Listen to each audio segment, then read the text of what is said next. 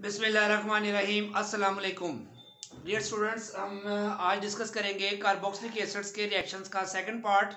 तो first part में हमने पढ़ा था कि न्यूक्लियोफिलिक इलेक्ट्रोफिलिक सब्स्टिट्यूशन रिएक्शंस होती हैं जिसमें OH बॉन्ड ब्रेक होता है, ये वाला।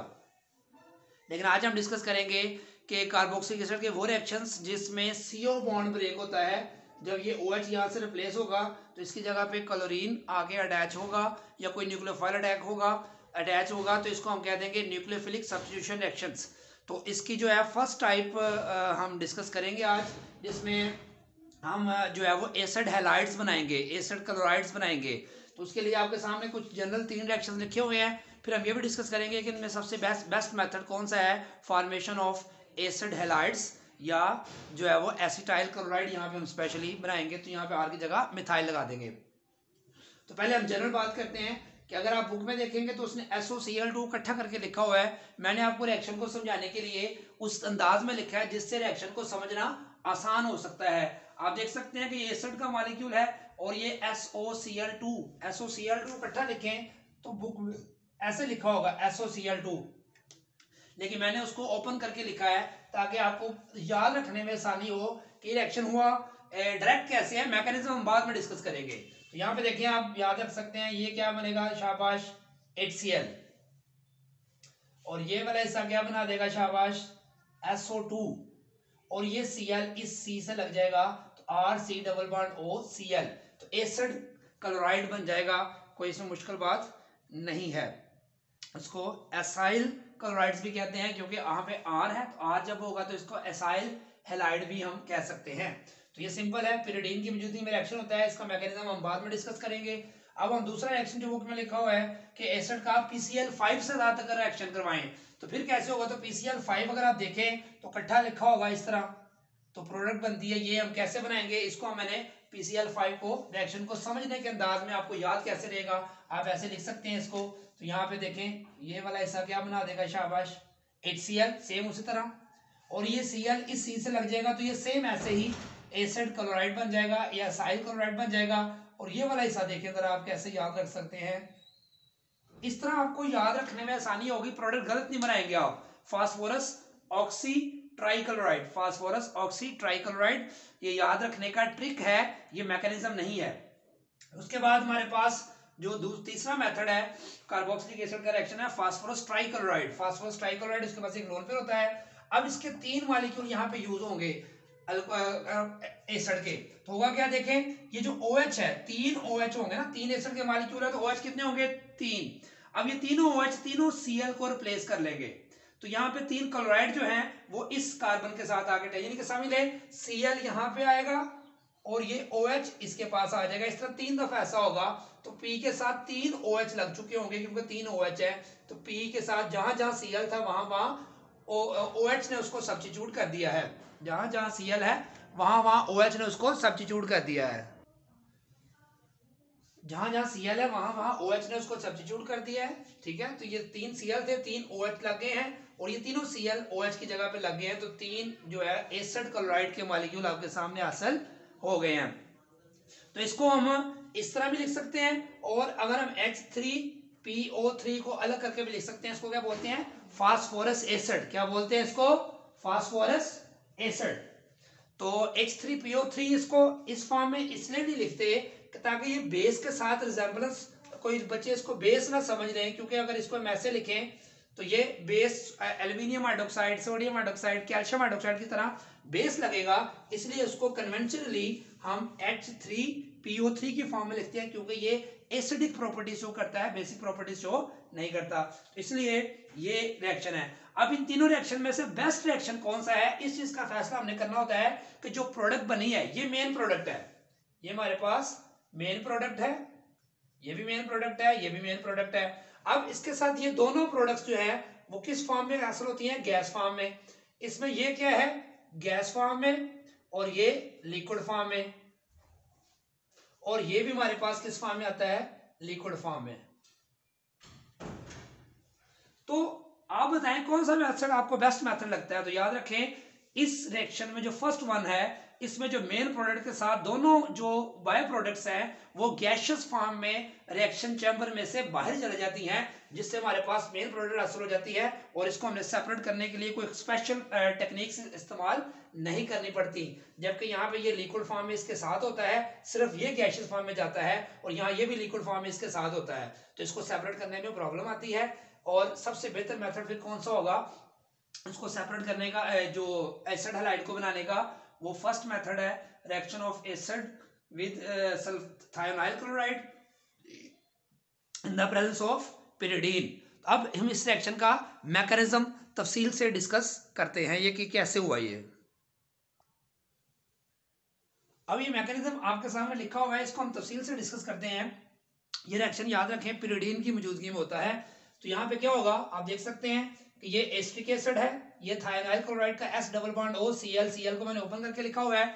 ये सल्फर के ऊपर पार्शियल पॉजिटिव चार्ज क्यों होता है, क्योंकि ये भी क्लोरीन और ऑक्सीजन इनकी इलेक्ट्रोनेगेटिविटी ज्यादा होती है, तो ये शेयर्ड इलेक्ट्रॉन पेयर को अपनी तरफ अट्रैक्ट करते हैं, तो सल्फर के ऊपर पार्शियल पॉजिटिव चार्ज होने की वजह से ये इलेक्ट्रोफिलिक इन नेचर होता है या इलेक्ट्रोफिलिक सेंटर बन जाता है। जबकि ये ऑक्सीजन के पास जो लोन पेयर है, ये ऑक्सीजन अपना लोन पेयर जो है न्यूक्लियोफाइल होने की वजह से इसको जो है वो डोनेट करता है।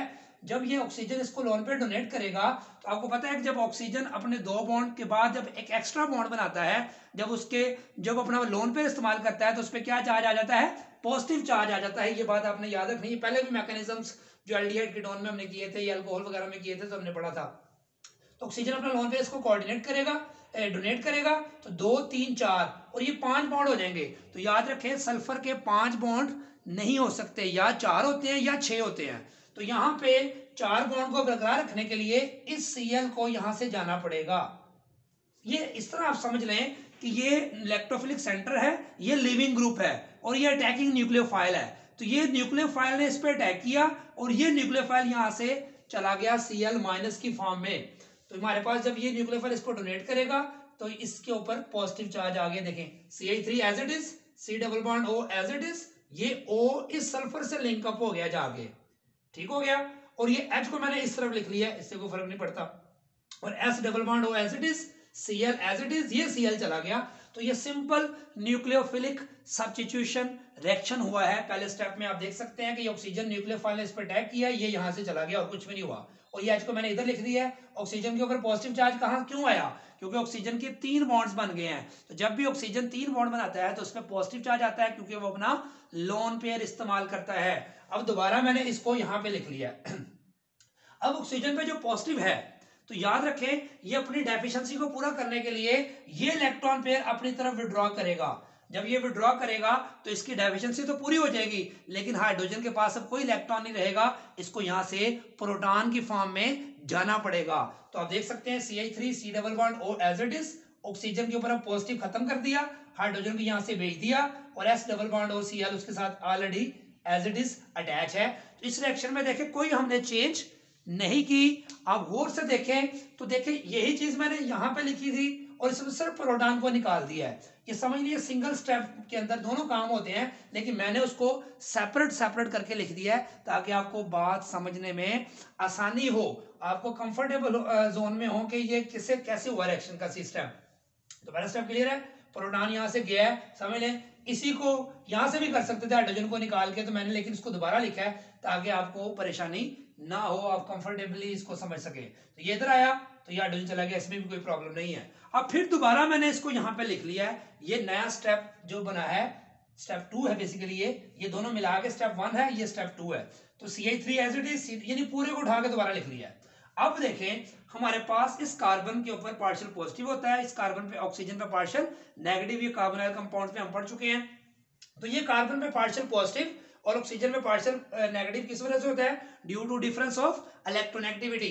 अब ये जो लिविंग ग्रुप Cl नेगेटिव यहाँ पे मैंने दोबारा लिखा है, ये Cl नेगेटिव क्या करेगा, अब ये अटैक करेगा इस इलेक्ट्रोफिलिक कार्बन के ऊपर। जब ये Cl नेगेटिव इस इलेक्ट्रोफिलिक कार्बन पे अटैक करेगा तो ये बॉन्ड ऊपर शिफ्ट हो जाएगा ऑक्सीजन के ऊपर। तो ये देखें दोबारा देखें CH3C, ये Cl आ गया ये वाला अटैकिंग न्यूक्लियोफाइल, और ये बॉन्ड ऊपर शिफ्ट हो गया नेगेटिव की फॉर्म में, और कुछ भी नहीं किया। बाकी देखें oxygen as it is, sulphur as it is, double bond O as it is, Cl भी एज इट इज। तो इसलिए याद रखें पहला स्टेप समझने के लिए लिखना पड़ता है। बाकी आप आगे वाले स्टेप्स आपने सिर्फ उसको देखते जाना है और आपका रिएक्शन होते जाना है। इसमें देखिए इस पॉइंट में कोई प्रॉब्लम तो नहीं है कि देखिए ये दोबारा मैंने लिखा as it is, partial positive partial negative नहीं बात लगाई है। अब ये Cl माइनस ने यहाँ पे टैग किया, ये ऊपर चला गया, बाकी एज इट इज रिप्रोड्यूस कर दिया इसको 99%। ये सेम स्पीशी दोबारा लिखी है, जस्ट Cl यहाँ पे आकर टैग हो गया और ये ऑक्सीजन पे नेगेटिव चार्ज आ गया। अब क्या होगा, अब ये जो प्रोडक्ट है, ये जो इंटरमीडिएट स्टेप बना है स्टेप 2, ये यानी कि ये दोनों मिलाकर इसको आप स्टेप 1 कह सकते हैं, इसको आप स्टेप 2 हमने पढ़ा। अब स्टेप 3 इसका देखें क्या है कि हमारे पास जो है ये जो बने हैं इंटरमीडिएट एनाइन, ये स्टेबल नहीं है। ये स्टेबल कैसे होगा, अगर तक खुद इंटरमीडिएट प्रोडक्ट जो होती है या स्पीशी होती है वो खुद रीअरेंज होती है स्टेबिलिटी की तरफ, तो ये दोबारा क्या होगा, देखें ये नेगेटिव चार्ज वापस इधर आएगा, ठीक है। जब ये वापस इधर आएगा तो अब ये Cl तो अभी आया है, ये वापस तो नहीं जाएगा, तो ये बेटर लिविंग ग्रुप यहाँ पे नहीं हो, यहाँ बेटर लिविंग ग्रुप इस तरह बनेगा, ये इधर शिफ्ट हो जाएगा और ये इधर शिफ्ट हो जाएगा। This is the last step और मोस्ट इंपॉर्टेंट है। इसकी शिफ्टिंग समझनी है तो समझिए, आपको बात समझ आ गई। दोबारा देखें, ये नेगेटिव चार्ज वापस इधर आएगा, ये 5 बॉन्ड हो जाएंगे कार्बन के, 1 2 3 4 ऑलरेडी है, 5वां बॉन्ड नहीं बन सकता, इस बॉन्ड को आगे शिफ्ट करना पड़ेगा। तो यहाँ सिंगल है तो क्या हो जाएगा, डबल। अगर इसको मैं ओपन करूं, देखिए एस डबल बॉन्ड, ओ तो पहले ही था ये वाला, ये डबल बॉन्ड इधर आया तो ये सिंगल की बजाय क्या हो गया, डबल हो गया, और ये Cl यहां से चला गया, वो Cl मैंने लिख दिया है लिविंग ग्रुप। यानी इसका मतलब यहाँ इस स्टेप में कितनी चीजें रिमूव हुई हैं, 2। एक तो ये SO2 स्टेबल फॉर्म में यहां से निकल गया और दूसरा क्लोराइड यहां से निकल गया, और ये वापस आने से ये CH3 C double bond O Cl, CH3 C double bond O, और ये Cl सीधा करके लिख दिया, ये एसिटाइल क्लोराइड जो है वो बन गया, साथ SO2 बन गया प्लस क्लोराइड, और ये क्लोराइड जो निकला है, ये इस स्टेप में जो हाइड्रोजन आया था, हाइड्रोजन प्लस क्लोराइड मिलकर ये HCl बन जाएगा। तो देखें जो रिएक्शन हमने डायरेक्ट स्टेप में किया था उसमें आपको याद रखें कि 3 प्रोडक्ट्स थी, एक थी एसिटाइल क्लोराइड, दूसरी थी HCl और तीसरी थी SO2। तो वो हमने डायरेक्ट समझा था।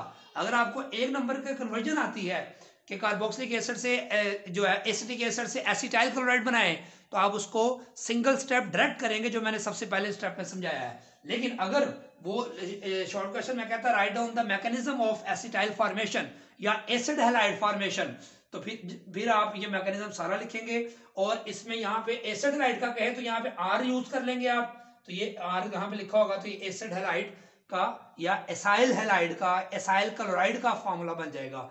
और अगर आपको कहता है एसिटाइल क्लोराइड बनाए तो आप मिथाइल यूज कर लेंगे। ठीक हो गया, कोई मुश्किल बात इसमें नहीं है। दोबारा से इसको एक दफा देख लें कि ये इस पे ऑक्सीजन ने इसके ऊपर अटैक किया, यहाँ पे पॉजिटिव चार्ज आ गया, क्योंकि ऑक्सीजन के 3 बॉन्ड हो तो पॉजिटिव होता है। उसके बाद ये इधर शिफ्ट हुआ, हाइड्रोजन को यहाँ से जाना पड़ा प्रोटॉन की फॉर्म में, और ये स्टेबल स्पीशी बन गई है।